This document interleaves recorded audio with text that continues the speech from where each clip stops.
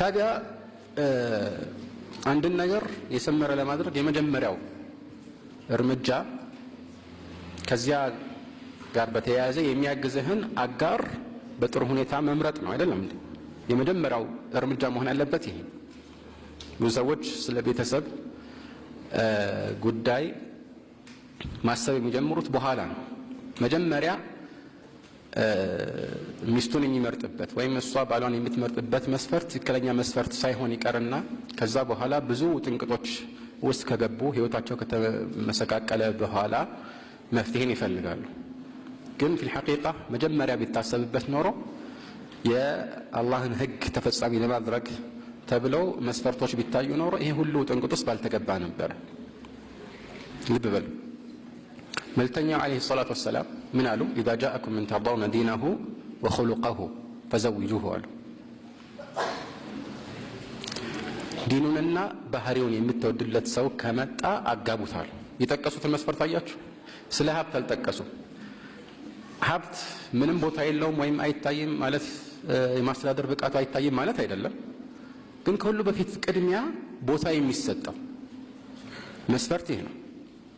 ተግባባ? እና የመጀመሪያው ዲን ነው። ለዚህ ነው ይህንን በሚያብራራ መልኩ ከዚህ ሐዲስ ጋር ያይዘው ባይሆንም አልሐሰን አልበስሪ ልጄን ማንን እንድታገባ ላድርጋት ወይም ለማን ልዳራት ብለው አንድ ሰው ሲጠይቃቸው ምን አሉት? ቃለ ዘውጅሃ ምን ተቅይን፣ አላህን ከሚፈራ ሰው አጋባት፣ ከሚፈራ ሰው ጋር አጋባት አሉት። ለምን? ምክንያቱም ቃል ፈኢነሁ ኢን አሐበሃ አክረመሃ ወኢን አብገደሃ ለም የظልምሃ አሉ። ምክንያቱም ከወደዳት ያከብራታል፣ የሚፈለገውን እንክብካቤ ያደርግላታል። ከጠላትስ? ከጠላት ደግሞ አይበድላትም አለ። አንዳንድ ሰው በተቃራኒ አይደለም፣ ከወዳት በጣም ከፍ ያደርጋታል፣ ከጠላት ደግሞ የመጨረሻ ዝቃጭ አድርጎ ይቆጥራታል። ይሄ ስህተት ነው፣ መሆን ያለበት ነገር አይደለም ማለት። ግን አላህን የሚፈራ ሰው ከሆነ ይህ የአላህ ፍራቻው ብቻ ሰውን እንዳይበድል ያደርገዋል። ስለዚህ ይሄ መሰረታዊ ነገር ነው ማለት ነው። እና እንዲህ አይነት መስፈርቶችን ማየት፣ ዲኑን ማየት፣ ከዛ ምን አልመጣኛ ምን ተርضون دينه وخلقه ባህሪ፣ ይሄ ደግሞ ወሳኝ ነገር ነው ከሁሉ በፊት። ምክንያቱም አብረው በአንድ ጣራ ስር ለብዙ አመታት ለማሳለፍ በየቀኑ አብረው እያደሩ የሚኖሩና ህይወታቸውን የሚገፉ ሰዎች መቼም ባህሪያቸው ጥሩ ካልሆነ አንዱ ከሌላው ጋር የሚጋጭበት አጋጣሚ በጣም የበዛና የሰፋ ይሆናል። እና ይህ ደግሞ በዋነኝነት የሚታወቀው በቅድሚያ ወይም ደግሞ ለዚህ ጥንቃቄ ማድረግ የሚቻለው በቅድሚያ ስለ ባህሪው ማወቅ ከተቻለ ነው። ልጃችሁን ዳሩልኝ ብሎ የሚመጣ ሰው ባህሪው እንዴት ነው? አንዳንድ ሰው በዲን ግንዛቤው ወይ በዒባዳው ወይ የአላህን ህግ ተግባራዊ በጥቅሉ በማድረጉ ብዙ እንከን ላይታይበት ይችላል። ግን ያ ከመሆኑ ጋር ስለ ስነ ምግባሩ ባህሪው ከተነሳ ደግሞ ሌላ አይነት ይሆንባል፣ አውሬ ሊሆን ይችላል።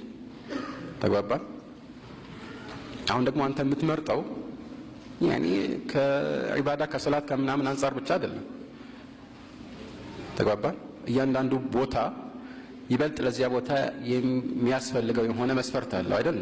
ለእያንዳንዱ ሁኔታ የሚመጥን መስፈርትና ቅድሚያ ሊታይ የሚገባ ቅድመ ሁኔታ አለ። እና እዚህ ላይ በዋነኝነት የሚታየው ስነ ምግባርና ባህሪ ነው። አብሮ መኗኗር የሚያስችለው ምን ያህል ትዕግስተኛ ነው? ንግግሩ እንዴት ነው? ጽያፍ ቃላትን በመናገር የታወቀ ነው? በሆነው ባልሆነው ቱግ እያለ የሚቆጣ ነው? እንዴት ነው? ይሄ ተጽዕኖ አለው እኮ አይደል? ለዚህ ነው መልእክተኛው عليه الصلاة والسلام ፋጢማ ብንት ቀይስን ከማ في الصحيحين ማንን ላግባ ብላ ስታማክራቸው ሁለት ሰዎች አጭተዋት قال اما معاويه فسعلوك አሏት።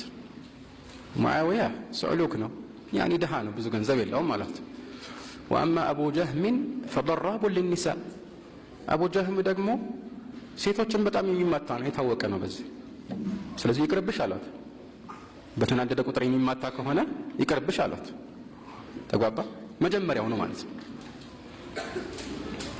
እና ብዙ ጥንቅጥ ውስጥ ሰዎች የሚገቡት ይህንን ባለማሟላት ነው። ይሄ እንግዲህ በወንዱ በኩል ነው አሁን ምሳሌ የሰጠ ነው። በሴቷን በኩል መልእክተኛው አለይሂ ሰላቱ ሰላም ምን አይነት ሴት መምረጥ አንድ ሰው እንዳለበት የሚያሳይ ነገር ተናግረዋል። ቃል ቱንከሑ ልመርአቱ ሊአርበዕ፣ አንዲት ሴት የምትገባው ለአራት ነገሮች ሲባል ነው። ሊማሊሃ ወሊጀማሊሃ ወሊሐሰቢሃ ወሊዲኒሃ ፈظፈር ቢዛቲ ዲን ተሪበት የዳክ።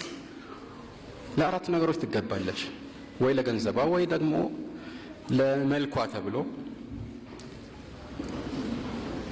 ወይ ደግሞ ለዘሯ ተብሎ ካሉ በኋላ አራተኛው ወሊዲኒሃ አሉና ፈظፈር ቢዛቲ ዲን አሉ። ፈظፈር ቢዛቲ ዲን፣ የዲን ባለቤት የሆነችዋን አጥብቀህ ያዝ፣ እሷ ትሻላለች ማለት ነው። طيب ብዙ ሰው ታዲያ መልክን አስመልክቶ ለምን ማየት ተደነገገ ሊል ይችላል። አው መልክተኛው መልክን እኮ አታማርጥ አላሉ። ግን የመጀመሪያው ዋነኛ መስፈርትህ ዲን ይሁን ነው። ተግባባ? አልኢማም አሕመድ መጀመሪያ አንድ ሰው መጠየቅ ያለበት ስለ መልኳና ስለ መሰል ነገር ነው። ከዛ በኋላ ስለ ዲን ነው ይጠይቃል። ይሄ ከዚህ ሐዲስ ጋር የሚጋጭ ይመስላል። አይደለም። እሳቸው በተቃራኒ ይህንን ሐዲስ ተግባራዊ ለማድረግ ብለው ነው። ለምን ሲባል ምክንያቱም እሷ የምትሆን ከሆነ ማለት መልኳ ለምሳሌ ጥሩ ከሆነ ጠይቆ ከዛ በኋላ ዲኗን ሲጠይቅ አይ አትሆንም፣ ዲኗ ጥሩ አይደለም፣ በዲን ላይ አስተማማኝ አይደለችም ሲባል አይ እንዲህ ከሆነማ ይቅርብኝ ሲል ገንዘብ እያላት ራሱ ለአላህ ብሎ ዲኗ ስላልተስተካከለ ተዋት ማለት ነው። እንዲህ መሆኑ ይሻላል። ግልጽ ነው። እንዲህ መሆኑ ይሻላል አሉ። ለአላህ ብሎ የሚተዋት ከሆነ ማለት ነው። በተቃራኒው ከሆነ አሉ ማለት ነው። በተቃራኒው ከሆነ በተቃራኒው ማለት መጀመሪያ የሚጠይቀው ዲኗን ከሆነ ዲኗ ጥሩ ነው ሲባል ከዛ በኋላ መልኳ ግን ጥፉ ነው ቢባል ይቅርብኝ ሊል ነው ማለት ነው። ስለዚህ ይህ ሰው ለመልኳ ብለው ነው የዲኗ ጉዳይ ያው መጀመሪያ የተጠየቀ ቢሆንም የተዋት ለአላህ ብሎ ሳይሆን ለመልኳ ብሎ ነው ይባል ይችላል። ከዚህ አንጻር ነው አሉ። ይህን ያህል ያኔ የከበደ ነገር አይደለም። እሳቸው ቢሆን ጥሩ ነው አስተያየት ነው የሰጡት። ይህን ያህል እንዲህ መሆን አለበት የሚል ህግ አይደለም እየተናገሩ ያሉት። ግን ዋናው ቁም ነገር ይሄ ነው። ምክንያቱም